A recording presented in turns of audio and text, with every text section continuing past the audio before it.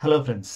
ఈ వీడియోలో మనం ఆర్టిఫిషియల్ ఇంటెలిజెన్స్, కృత్రిమ మేధ అంటున్నాం కదా! ఈ ఆర్టిఫిషియల్ ఇంటెలిజెన్స్ గురించి మాట్లాడదాం. So, this is our first video. ఇంకా నెక్స్ట్ రాబోయే వీడియోస్‌లో ఆర్టిఫిషియల్ ఇంటెలిజెన్స్ గురించి మనం కంటిన్యూయస్‌గా వీడియోస్ చేస్తాం. సో, అయితే నేను లాస్ట్ 2 ఇయర్స్ మేజర్‌గా కంటెంట్ మీద ఎక్కువ వర్క్ చేశాను. నాట్ టెక్నాలజీ ఎక్కువగా. కంటెంట్. ఓకే. మెటీరియల్, డాటా అంటే లేటెస్ట్ ఇంపార్టెంట్ పొలిటికల్ కావచ్చు, కరెంట్ అఫైర్స్ కావచ్చు, నేషనల్, ఇంటర్నేషనల్, ఎకానమీ ఇట్లా మొత్తం కంటెంట్ మీద ఎక్కువ వర్క్ చేశాను. సో, 1 మంత్ నుండే మళ్ళీ ఆర్టిఫిషియల్ ఇంటెలిజెన్స్ మీద చూస్తున్నాను టైం పెట్టడం. అసలు ఏంటి? ఎలా జరుగుతుంది? ఆర్టిఫిషియల్ ఇంటెలిజెన్స్ లేటెస్ట్ డెవలప్‌మెంట్స్ ఏంటి? మోడల్స్ ఏమేమొచ్చాయి? సో, అంటే బ్యాక్‌గ్రౌండ్ వర్క్ ఏం జరుగుతుందనేది అప్డేట్ చూసుకుంటూ, అలాగే ఫ్రంట్ ఎండ్ అంటే మనకి అంటే యూజర్స్‌కి దాన్ని ఎలా వాడుకోవచ్చు? దానివల్ల వచ్చే బెనిఫిట్స్ ఏంటి? అంటే రియల్ లైఫ్‌లో ఆర్టిఫిషియల్ ఇంటెలిజెన్స్ అనేది మనం ఎలా యూజ్ చేసుకోవచ్చు అనే దాని మీద వర్క్ చేస్తున్నాను. సో, ఆ క్రమంలో టెక్నాలజీ చాలా ర్యాపిడ్‌గా అప్డేట్ అవుతుంది. ర్యాపిడ్‌గా అంటే ఎవరు ఊహించలేనంత.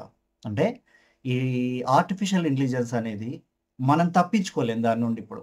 బికాస్ వ్యవసాయంలోకి ఆర్టిఫిషియల్ ఇంటెలిజెన్స్ వచ్చేసింది. పరిశ్రమల్లోకి ఆర్టిఫిషియల్ ఇంటెలిజెన్స్ వచ్చింది. అలాగే సర్వీస్ సెక్టార్‌లోకొచ్చింది. ఓకే. రియల్ లైఫ్‌లో మనం చూస్తున్న టీవీ కంటెంట్ కానివ్వండి, యూట్యూబ్ కంటెంట్ కానివ్వండి, అలాగే ఇమేజెస్, ఆడియో, ఎవ్రీథింగ్ టెక్స్ట్ అంతా కూడా మీకు ఆర్టిఫిషియల్ ఇంటెలిజెన్స్ లేకుండా మనం డెవలప్ చేయలేము అనే స్టేజ్‌కొచ్చేసింది. అంటే మనంతట మనం నాకేం సంబంధం లేదు ఆర్టిఫిషియల్ గురించి, అంటే నేను చేస్తున్న పనికి దీంతోనేం సంబంధం లేదనే సిట్యుయేషన్ లేదు. ఈచ్ అండ్ ఎవ్రీ వన్ అంటే స్టూడెంట్స్, స్కూల్ పిల్లల దగ్గర నుంచి మొదలుపెట్టి కాలేజీ ప్రొఫెషనల్స్, అలాగే ప్రొఫెషనల్ ఎడ్యుకేషన్ గానివ్వండి, ఈవెన్ డాక్టర్స్, లాయర్స్, జర్నలిస్ట్‌లు, police department, each and every sector ఈ ఆర్టిఫిషియల్ ఇంటెలిజెన్స్‌కి ఇన్‌ఫ్లూయెన్స్ అవుతున్న వాళ్ళే. కాకపోతే వాళ్ళకి తెలియట్లేదు చాలామందికి. బికాస్ ఇప్పుడు మనకి డ్రోన్ సిస్టమ్ వచ్చింది. డ్రోన్స్ అంటే వ్యవసాయంలోకి డ్రోన్ సిస్టమ్ తీసుకొచ్చారు. అలాగే ఒక పంట లాస్ట్ 10 సంవత్సరాల్లో ఎలా పండుతుంది? అలాగే ఓవరాల్‌గా ఇండియా మొత్తం తీసుకుంటే ఒక పంట దిగుబడి ఎలా ఉంది? ఇలాంటివి తెలుసుకోవాలన్నా కూడా మనం ఫాస్ట్‌గా డేటా అనలైజ్ చేయాలంటే ఆర్టిఫిషియల్ ఇంటెలిజెన్స్ అవసరం పడుతుంది. అలాగే ప్రస్తుతం ఉన్న వాతావరణ కండిషన్స్, అంటే ఈసారి ఎక్కువ వర్షాలు పడతాయా? పడవా? ఒకవేళ ఈ సంవత్సరం ఉన్న పరిస్థితులను బట్టి ఒక ప్లేస్‌లో ఎలాంటి పంట వేయాలి? ఏ పంట వేస్తే ఎక్కువ దిగుబడి వస్తుంది? అనే విషయాలు కూడా మనకు ఆర్టిఫిషియల్ ఇంటెలిజెన్స్ చెప్తుంది.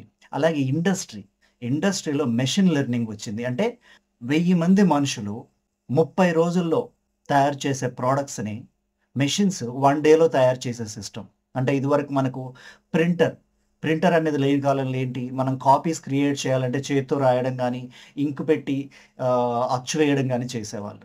కానీ ఎప్పుడైతే ప్రింటర్ వచ్చిందో ఏమైంది? కొన్ని లక్షల కాపీలు, కొన్ని లక్షల కాపీలని ప్రింటర్స్ ప్రింట్ చేయడం జరిగింది. దానివల్ల ఈ ప్రింటింగ్ చేసే వాళ్ళకి పని లేకుండా పోయింది. లైక్ థట్ ఇప్పుడు కూడా ఈ పరిశ్రమల్లో most of the even weapon industry అంటే తర్వాత లాజిస్టిక్స్, ఎవ్రీథింగ్ మెషిన్స్ తయారు చేసే రోజుల్లోకొచ్చేసాం. అలాగే సర్వీస్ సెక్టార్ తీసుకుంటే ఇదివరకు కాల్స్ చేసి మాట్లాడేవాళ్ళు, లేదా కోడింగ్ రాసేవాళ్ళు. ఓకే. సాఫ్ట్‌వేర్ జాబ్స్ వీటన్నిటిని కూడా ఆర్టిఫిషియల్ ఇంటెలిజెన్స్ చేస్తుంది. అంటే 100 మంది పర్సన్స్‌ని పెట్టుకొని చేసే పనిని ఒక్క మిషన్ 1 డేలో చేస్తుంది. దానివల్ల ఆ కంపెనీకి ఇంతమందికి సాలరీస్ ఇవ్వాల్సిన అవసరం లేకుండా పోతుంది. సో, అంటే జాబ్స్ అన్నిటి ఎఫెక్ట్ అవుతున్నాయి. సో, ఇలా.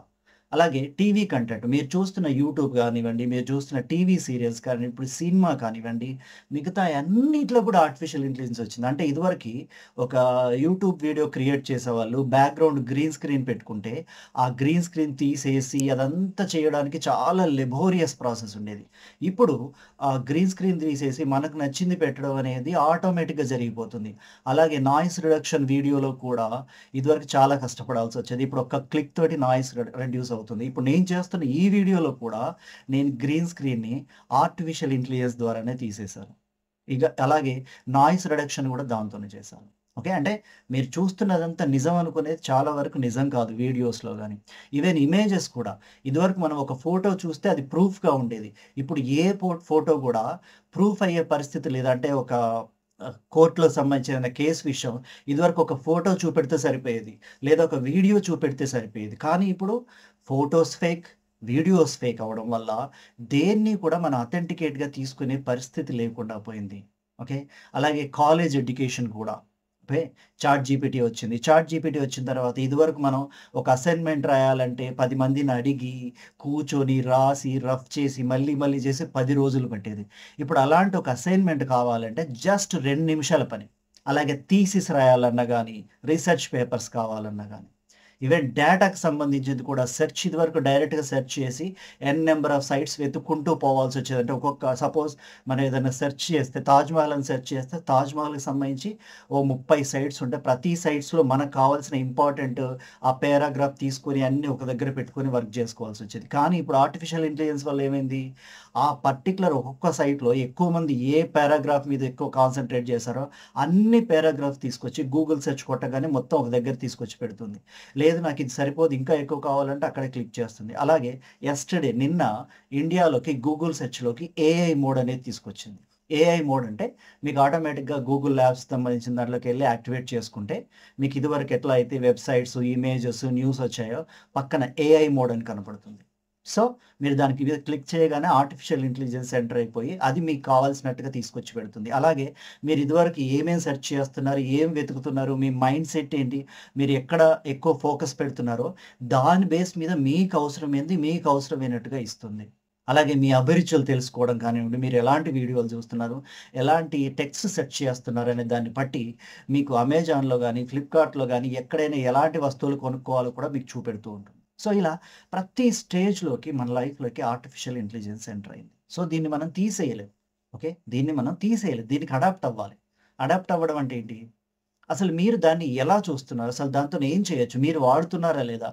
మీరు వాడితే మీకెలా పనికొస్తుంది? అంటే ఇది ఎవరెవరికి రియల్ లైఫ్‌లో ఎలా యూజ్ అవుతుందో తెలిస్తే వాళ్ళు ఆ విధంగా దాన్ని వాడుకోవచ్చు. లేదు ఇప్పుడు నేను ఆర్టిఫిషియల్ గురించి సంబంధించి నేను ఏం నేర్చుకొని, ఏం తెలుసుకోను అంటే, మనం సమాజంలో మన చుట్టూ ఉన్న వాళ్ళకంటే కూడా చాలా వెనకపడిపోతాం. అంటే ఎలాగైతే చదువుకున్న వాళ్ళ ముందు చదువుకోని వాళ్ళుంటారో, ఇప్పుడు ఆర్టిఫిషియల్ ఇంటెలిజెన్స్ అనే లిటరసీ కూడా మనకు లేకపోతే సో, డెఫినైట్‌లీ మనం సొసైటీలో మిగతా వాళ్ళకంటే బ్యాక్ ఉంటాం. సో, అందుకని అసలు ఎవరెవరికి ఎలా ఎలా పనికొస్తుంది? అసలు దీంట్లో వస్తున్న లేటెస్ట్ టెక్నాలజీస్ ఏంటి? So, okay. దాన్ని మనం ఎలా నేర్చుకోవాలి? ఎలా అప్లై చేయాలి? ఓకే. అంటే ఫ్రీగా దొరికే రేంజ్ ఎలా ఉంది? అలాగే ప్రీమియం వెర్షన్ అంటే మనీ కడితే వచ్చే బెనిఫిట్స్ ఏంటి? సపోజ్ మీరొక ప్రాజెక్ట్ చేస్తున్నారు. ఓకే. మీరొక నలుగురు మనుషుల్ని పెట్టుకుంటే 4,00,000 ఖర్చవుద్దనుకుందాం. అదే మీరు ఆర్టిఫిషియల్ ఇంటెలిజెన్స్‌లో ఒక మోడల్ గనుక మీరు సబ్‌స్క్రైబ్ చేసుకుంటే 1 ఇయర్‌కి మీకంత పడదు. అంటే మీకు ఒక 10,000లో అయిపోతుందనుకుందాం. అంటే 4,00,000 ఖర్చు పెట్టడం కంటే, మనం 10,000 ఖర్చు పెట్టడం బెస్ట్ కదా! అంటే మనకి 3,90,000 మిగులుతుంది. అలా అంటే మనీ సేవ్ చేసుకోవడానికి, పని స్పీడ్‌గా అవ్వడానికి కూడా మీకు ఆర్టిఫిషియల్ ఇంటెలిజెన్స్ అనేది యూజ్ అవుతుంది. అంటే ఎవరెవరికి అంటే స్టూడెంట్స్‌కి ఎలా పనికొస్తుంది? అలాగే డైలీ లేబర్స్‌కి ఎలా పనికొస్తుంది? పల్లెటూరులో వ్యవసాయం చేసే వాళ్ళకి ఎలా పనికొస్తుంది? హౌస్ వైఫ్స్ ఇంట్లో ఉన్న వాళ్ళకి ఎలా పనిచేస్తుంది? అలాగే ప్రొఫెషనల్స్ అంటే డాక్టర్స్ ఎలా యూజ్ చేసుకోవచ్చు ఆర్టిఫిషియల్ ఇంటెలిజెన్స్‌ని? అలాగే లాయర్స్, జర్నలిస్ట్‌లు, బిజినెస్ పీపుల్, షాప్స్ మెయింటైన్ చేసేవాళ్ళు. ఇలా ఎంతోమంది ఉన్నారు. కాలేజ్ స్టూడెంట్స్ ప్రతి ఒక్కరికి అసలు ఈ ఆర్టిఫిషియల్ ఇంటెలిజెన్స్‌ని ఎలా వాడుకోవచ్చు? ఏమేం బేసిక్స్ ఉంటాయి? దాంట్లో ఉన్న టెర్మినాలజీ ఏంటి? సర్వీసెస్ ఏంటి? వీటన్నిటి గురించి మనం రాబోయే వీడియోస్‌లో నేర్చుకుంటాం. పర్టిక్యులర్‌గా నేనిప్పుడైతే గూగుల్ జెమినీ చూస్తున్నా. అంటే గూగుల్ వాళ్ళ ఆర్టిఫిషియల్ ఇంటెలిజెన్స్ పేరేంటంటే జెమినీ. అలాగే మైక్రోసాఫ్ట్‌కి సంబంధించి ఓపెన్ ఏఐలో మైక్రోసాఫ్ట్ షేర్ ఎక్కువగా ఉంది. మైక్రోసాఫ్ట్ సెపరేట్‌గా కోపైలట్ ఇస్తుంది. దాంతో పాటు ఓపెన్ ఏఐ వాళ్ళిచ్చే చాట్ జీపీటీ ఉంది. చాట్ జీపీటీ మోస్ట్ అడ్వాన్స్డ్ ఎక్కువ మంది వాడుతున్నారు. కానీ జెమినీ డిఫరెంట్ వేలో పనిచేస్తుంది. చాట్ జీపీటీ ఒక వేలో పనిచేస్తే జెమినీ వేరే వేలో పనిచేస్తుంది. అంటే without Gemini only chat GPT మనం వాడుకొని అన్ని బెనిఫిట్స్ తెచ్చుకోలేం. అలాగే మనకు పర్‌ప్లెక్సిటీ అని చెప్పేసి ఒక యాప్ వచ్చింది. ఆ పర్‌ప్లెక్సిటీ ఏంటంటే అన్నీ కలిపిస్తుంది. అంటే ఏంటి మీకు జెమినీ ఉంటుంది, క్లాడ్ ఉంటుంది, తర్వాత చాట్ జీపీటీ ఉంటుంది. వాళ్ళది ఇంకా వాళ్ళకి సంబంధించినయి ఉన్నాయి. సో, ఇలా అన్ని సర్వీసెస్ ఒకే దగ్గర తీసుకొస్తుంది. అలాగే మీకింకా ఆలోచిస్తే ఈ గూగుల్ అసిస్టెన్స్ ఎలా అయితే ఉందో, గూగుల్ అసిస్టెన్స్ ప్లేస్‌లో గూగుల్ జెమినీ వచ్చేసింది. అంటే మీరు ఏ లాంగ్వేజ్‌లో మాట్లాడినా కూడా మీ ఫోన్ మీతో మాట్లాడుతుంది. సపోజ్ మీరు తెలుగులో మాట్లాడితే ఇప్పుడు ముసలి వాళ్ళు ఉంటారు చాలామంది. వాళ్ళకేంటంటే ఫోన్‌ని ప్రాపర్‌గా వాడడం రాదు. ఇప్పుడు కొత్తగా ఇంగ్లీష్ నేర్చుకోలేరు. కానీ వాళ్ళు కూడా ఎవరికైనా కాల్ చేయాలన్నా కూడా మొబైల్‌ని డైరెక్ట్ తెలుగులో అడగొచ్చు. ఏదైనా డౌట్స్ ఉన్నా కూడా తెలుగులో అడగొచ్చు. ఈవెన్ మొబైల్ డైరెక్ట్ లైవ్‌లో రిప్లై ఇస్తుంది. ఏదైనా డౌట్ ఉన్నా గానీ, ఏదైనా మనకు తెలియని విషయం కూడా ఇమ్మీడియేట్‌గా చెప్తుంది. ఓకే. ఇలా నాలెడ్జ్ హబ్ లాగా యూజ్ అవుతుంది. అలాగే పర్‌ప్లెక్సిటీ అనేది ఏంటి అంటే, ఈ పర్‌ప్లెక్సిటీ కూడా గూగుల్ అసిస్టెంట్ లాగా పనిచేస్తుంది. ఓకే. దీన్ని కొత్తగా ఇప్పుడు యాపిల్ అక్వైర్ చేయాలని చూస్తుంది. యాపిల్ కొనాలని చూస్తుంది. కానీ దీన్ని సామ్‌సంగ్ ఆల్రెడీ కొనాలని ట్రై చేస్తుంది. సో, ఇలా టెర్మినాలజీ కానీ, లేటెస్ట్ వస్తున్న టెక్నాలజీస్ కానీ మనం ఏం చేయొచ్చు, ఎలా అడాప్ట్ చేసుకోవచ్చు అనేది రాబోయే వీడియోస్‌లో నేను వన్ బై వన్ చెప్తాను. అలాగే మీకు ఇంకా రియల్ లైఫ్‌లో ఎలా యూజ్ చేసుకోవాలి, దీన్ని డాక్యుమెంట్స్ అయితే ఇక్కడ మీకు ఇంకోటి చెప్పాలి. ఆర్టిఫిషియల్ ఇంటెలిజెన్స్ అనేది ఓన్లీ మీడియేటర్ మాత్రమే. మీడియేటర్ అంటే ఏంటంటే, ఇది కంటెంట్‌ని క్రియేట్ చెయ్యదు. కంటెంట్‌ని మోడిఫై చేస్తుంది. అంటే ఆల్రెడీ వెబ్‌సైట్స్‌లలో ఉన్న డేటా గాని, ఆల్రెడీ దానికి కొన్ని బుక్స్ ఇస్తాం మనం. ముందే ఇచ్చి పెడతారన్నట్టు వీళ్ళు. ఒక 10,000 బుక్స్ తీసుకొచ్చి దానికి డేటా ఇచ్చి పెడతారు.